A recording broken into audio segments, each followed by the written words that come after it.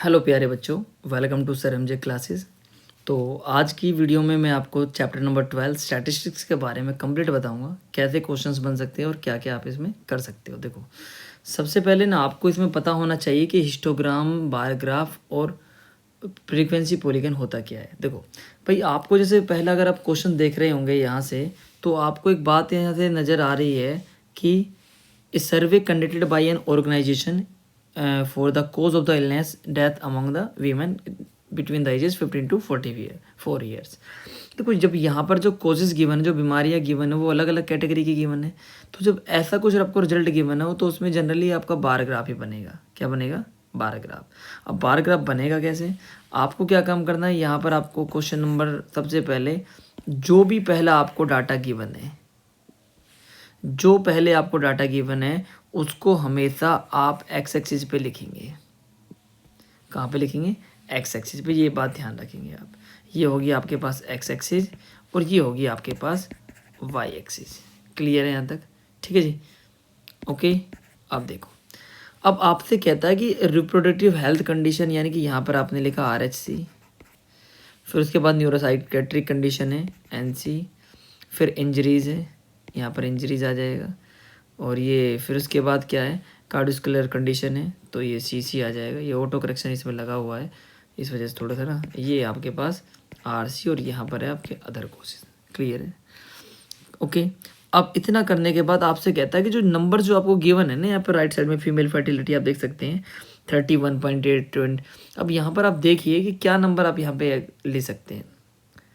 ठीक है, आप 0 से स्टार्ट कर रहे हैं, तो अब ये आपके ऊपर डिपेंड है कि आप कैसे कैसे आपको अगर एक यहाँ से ना जो क्वेश्चन बनेगा वो 5 नंबर का एक बड़ा क्वेश्चन बनेगा और 1 नंबर का बनेगा आपका MCQ। ठीक है, वो MCQ जो बनेगा उसके बारे में भी बात करेंगे, पहले यहाँ से ही बात कर लेते हैं। ठीक है जी, तो आपको गैप यहाँ पर एग्जैक्ट रखना है। जैसे यहाँ पे 4 का भी गैप रख सकते हो। ठीक है, तो यहाँ पर आप 4 का 4, 8, 12, 16, 20, 24, 28 और 32।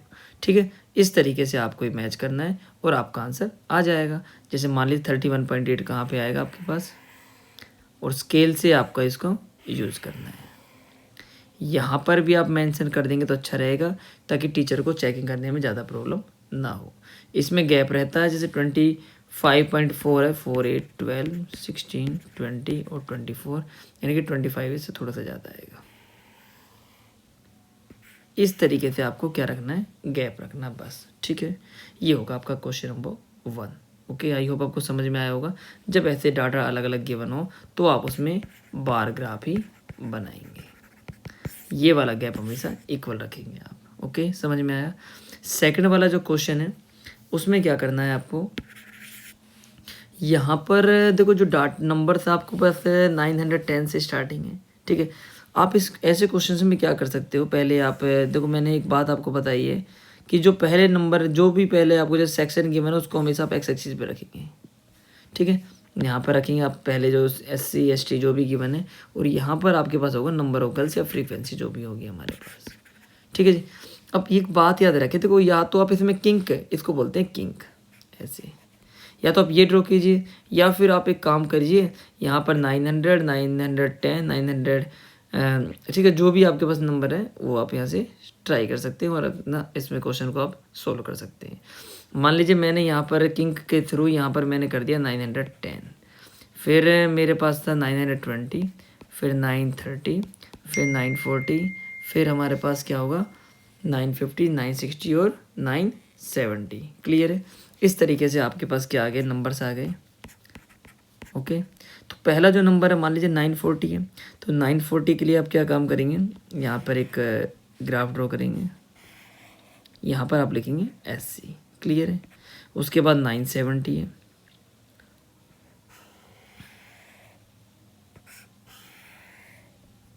यहाँ पर एक बार मेंशन कर देंगे, थोड़ा सा अच्छा रहेगा। ठीक है, ST। क्लियर है? देखो, जब इन्विजिलेटर जो आपके एग्जामिनर जो आपका पेपर चेक करेंगे तो वो उसको परेशानी नहीं होनी चाहिए भाई। ठीक है, जितना आप साफ सुथरा लिखेंगे उसको चेकिंग करने में आसानी होती है, तो वो मार्क्स से 2-3 मार्क्स आपको एक्स्ट्रा भी दे सकता है। क्लियर, ये बात ध्यान रहे। ओके, इस तरीके से आप इस क्वेश्चन को करेंगे और आपका करेक्ट आंसर होगा ये। ठीक है, क्लियर है? अब देखते हैं भाई अपना नेक्स्ट वाला क्वेश्चन। सेम क्वेश्चन नंबर 3 है, बिल्कुल सेम एज इट इज़ है, कोई ऐसी ज़्यादा प्रॉब्लम नहीं है। आप 10 का गैप लेंगे यहाँ पर और सॉल्व कर देंगे बस, ठीक है। क्वेश्चन नंबर 4 आपको बता देता हूँ क्या करना है। 4 में क्या करना है, जब भी आप देख रहे हैं, देखो लेंथ में हमारे पास गिवन है 118 से 126 और अगला गिवन है 127 से 135। याद रखें, जब ये नंबर, इन दोनों में नंबर में एक नंबर का गैप हो तो सबसे पहले उसको कंटिन्यू बनाओ। अब कंटिन्यू बनेगा कैसे कि भाई जो भी नंबर, इसमें हिंट भी गिवन है क्वेश्चन के अंदर, आप देख सकते हो कि 118 गिवन है, इसमें 0.5 कम करो, 117.5 से 126.5, क्लियर है। ऐसे इसमें करो 126.5 से 135.5, इस तरीके से आप नंबर्स को ऐड करेंगे। और मोस्ट इंपॉर्टेंट क्वेश्चन है भाई ये क्वेश्चन नंबर 4। पहली बात ये समझ में आ गई आपको। अब इतना करने के बाद यहाँ पर ये सीरीज इस तरीके से बनेगी 135 पॉइंट से 144.5, ठीक है जी। अब आप यहाँ से करेंगे तो क्या होगा, तो इसमें आपका जो स्टार्टिंग है वो 117 से हो रहा है, तो इस बार आपको जो एक्स एक्सिस पे बनाना है किंग, और यहाँ से आपको स्टार्ट करना है 117.5 से 126.5, फिर आपका 135.5, और इसमें आपको क्या बनाना है, हिस्टोग्राम बनाना है। हिस्टोग्राम के केस में यहाँ पर आपको नंबर तो कम ही दिए हुए हैं, तो 1 2 3 4 5 6 7 8 9 10 11 12 इस तरीके से नंबर है।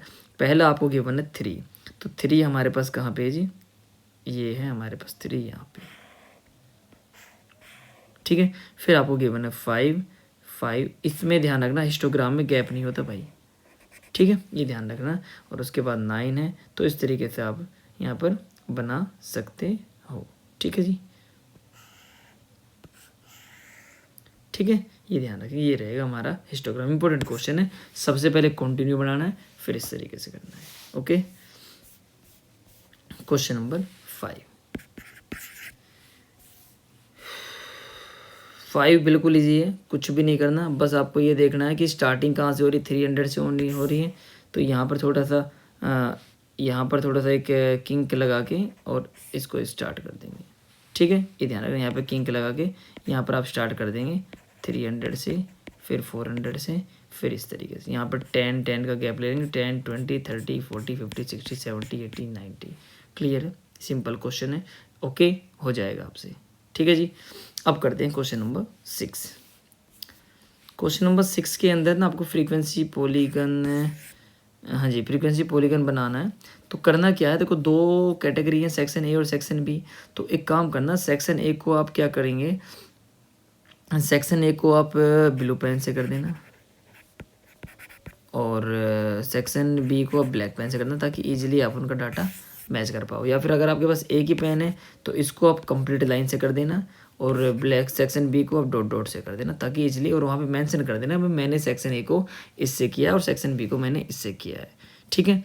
एक ही ग्राफ के अंदर आपको दोनों डाटा को रिप्रेजेंट करना है, बिल्कुल बेसिक है, वही रहेगा। यहाँ पे 0 से 10, फिर 10 से 20, 20 से 30, वो नंबर्स रहेंगे, क्लियर है, ओके। ये थोड़ा सा बता देता हूँ फ्रीक्वेंसी पॉलीगन के बारे में आपको, देखिए, देखो